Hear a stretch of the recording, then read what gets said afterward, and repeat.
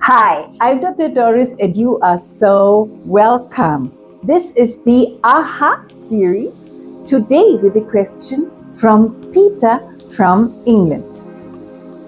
He says, I feel anxious all the time. What is the reason?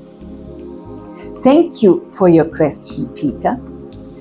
And let's first look at what is anxiety. Anxiety actually happens when the pictures inside are overstimulated to a degree that a message goes to the hormonal glands and the rest of the body to shoot out too high amounts of adrenaline, noradrenaline, cortisol, and that creates heightened heartbeat, heightened heart rate, rushing, flushing, sweaty, and feeling very uncomfortable. And it doesn't need to be, Peter. I will help you just as good as I can. Let's go through some explanations first, so it is helpful for everybody. Let's look at stress and burnout 1, at doom scrolling 2, and 3, at emotional factors, and at the end I will help with the point 4. So point 1, when this overstimulation happens and too much adrenaline, noradrenaline, and cortisol is rushing around in the body, it goes mostly automatically with this overstimulation of the sympathetic nervous system.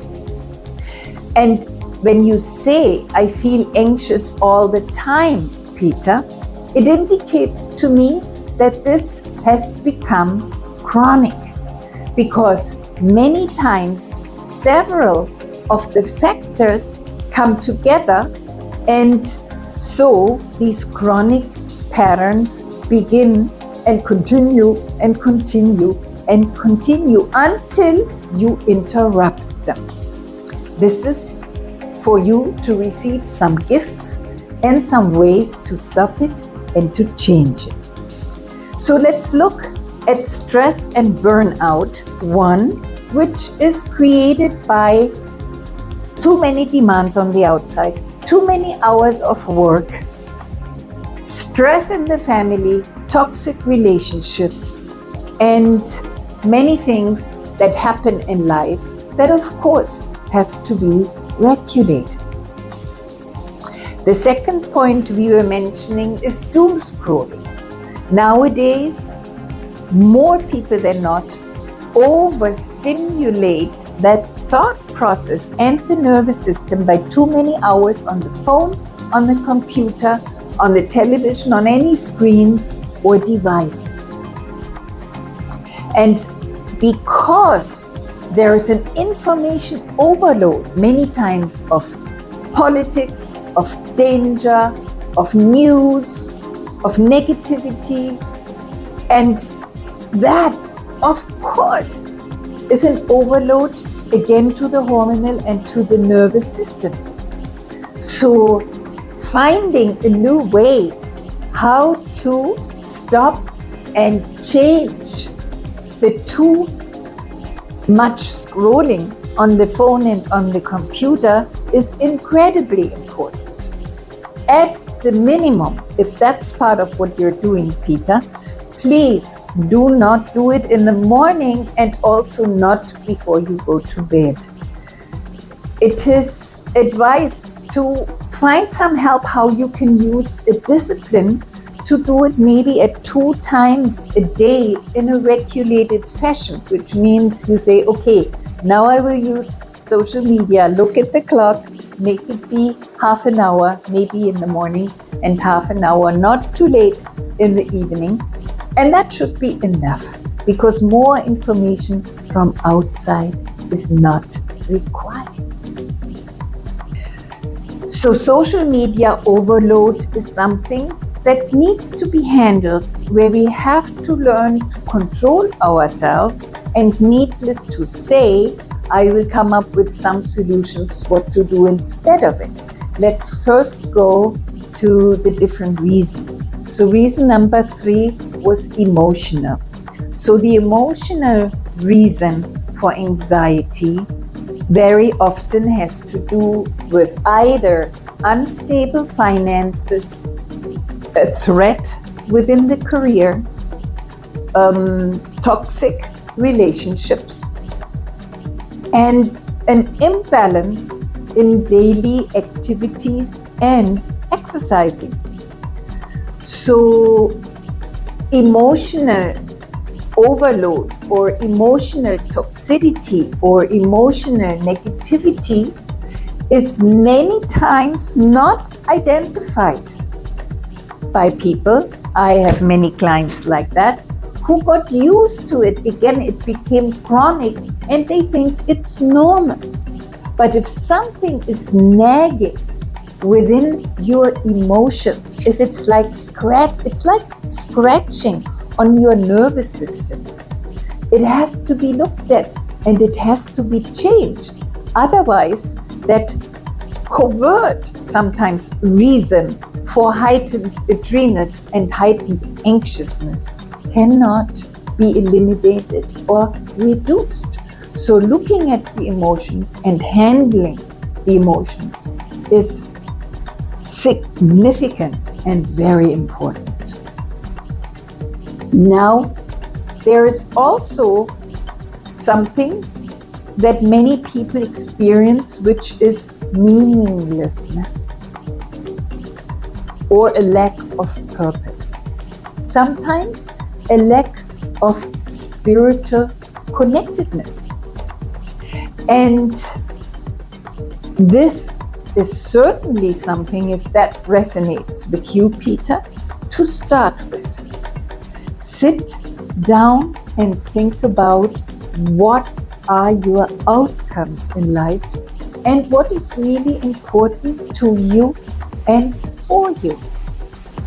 And physical and nervous system health should be high up there. If you don't value it highly, it will be difficult for me to give you tips and to help you. Yes, we have to take our nervous system and our overall mental, emotional, and physical health as the most important in life, because nothing else happens without your body.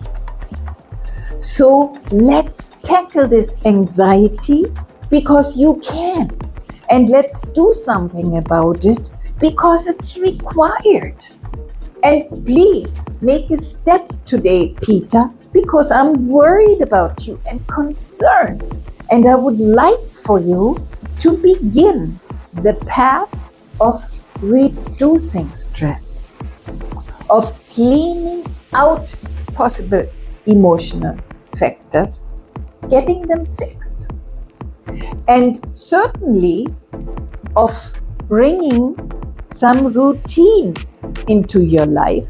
We began by how much time we should only look at the phone or the computer and do scrolling and social media. And please consider to go into nature, nourish yourself with nature. Do something every day against stress and to reduce stress. That is, for example, yoga or meditation. If you are not used to it at all, Peter, begin with small increments, maybe 10 minutes in the morning and 10 minutes in the evening. The reason for it is to bring your nervous system, your thoughts, and the totality of your being into harmony and into balance. And then the anxiety will vanish.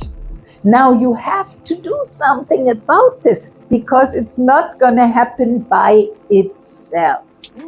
You've got to change your routines and begin a discipline that maybe at the beginning is not so comfortable because I'm asking you to do something differently.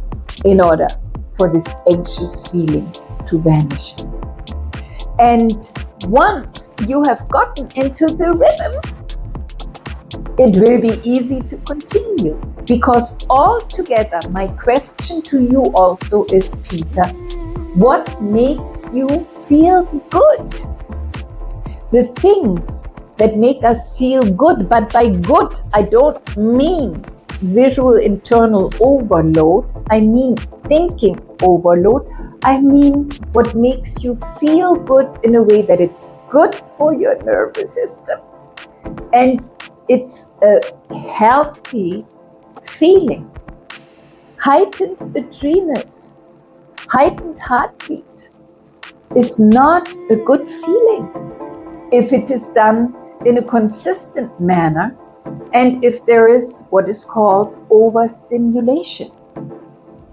So get your routine down with your walk, your balance, your yoga. And when I ask you what makes you feel good, certainly include who are your good friends, what are nourishing relationships to you. Ask yourself, what is a nourishing relationship to me? And be together with those friends.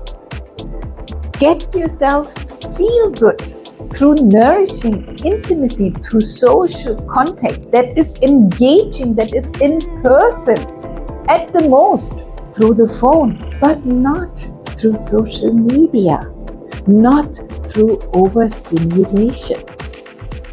We need to find a balance. Now, the number 4 I promised to you to talk about is the meaninglessness or missing purpose that often is experienced in this time of life. And the way to counter is by you sitting down and really thinking about your outcomes, thinking about what is important to you, and write up a purpose statement. And the purpose statement can be written up in the following manner. I will give you the way how you can start 5 to 6 sentences. You can say, my orientation is, my direction is, my focus. Then you can start with my passion, my commitment. And the last sentence then can be my purpose, which typically is connected to contributing to something higher, to contributing to some social altruism, to helping others, to doing something good in a bigger picture kind of a way. And when you find that, Peter, it will resonate with you. And you will quickly focus on that purpose. Focus on what gives meaning in your life, which will help to let behind and reduce that feeling anxious. I hope this has helped you here today. Peter, thank you for your question. This is the AHA series. I feel anxious all the time. What is the reason? I hope I could help with some tips and see you next time. AHA!